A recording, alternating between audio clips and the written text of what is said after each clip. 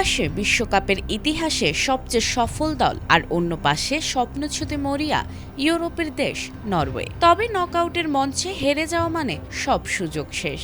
আর এমন এক মহারণের আগে চলছে হিসাব নিকাশ, পরিসংখ্যান আর সম্ভাবনার লড়াই। কোটি ভক্তের অপেক্ষা শেষ হাসিটা কে হাসবে?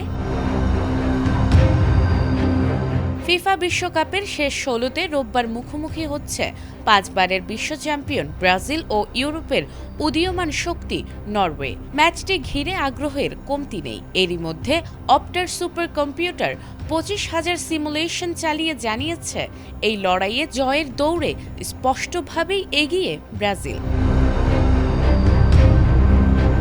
অপটার হিসাব অনুযায়ী নির্ধারিত ৯০ মিনিটে ব্রাজিলের জয়ের সম্ভাবনা ৫৩.৬%, নরওয়ের সম্ভাবনা ২২.৪%, আর ম্যাচ অতিরিক্ত সময় বা টাই ব্রেকারে গড়ানোর সম্ভাবনা ২৪%।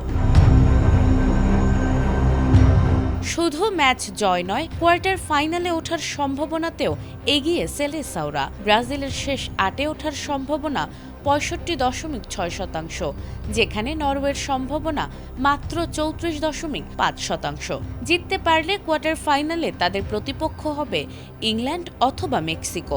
সঠিক প্যাড আর সঠিক তথ্য দিয়ে এসব সামলে নিব এক হয়ে। Monalisa sanitary napkin. ইতিহাসও ব্রাজিলের পক্ষেই কথা বলছে। বিশ্বকাপে নিজেদের শেষ ১০টি, শেষ ১৬ ম্যাচের মধ্যে ৯টিতেই জয় পেয়ে কোয়ার্টার ফাইনালে উঠেছে তারা।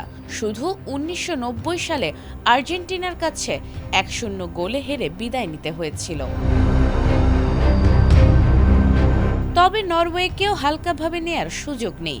আগের রাউন্ডে আইভরি কোস্টের বিপক্ষে ৮৬ মিনিটে আর্লিং হালান্ডের জয়সূচক গোলে ২-১ ব্যবধানে জিতে ইতিহাস গড়েছে তারা।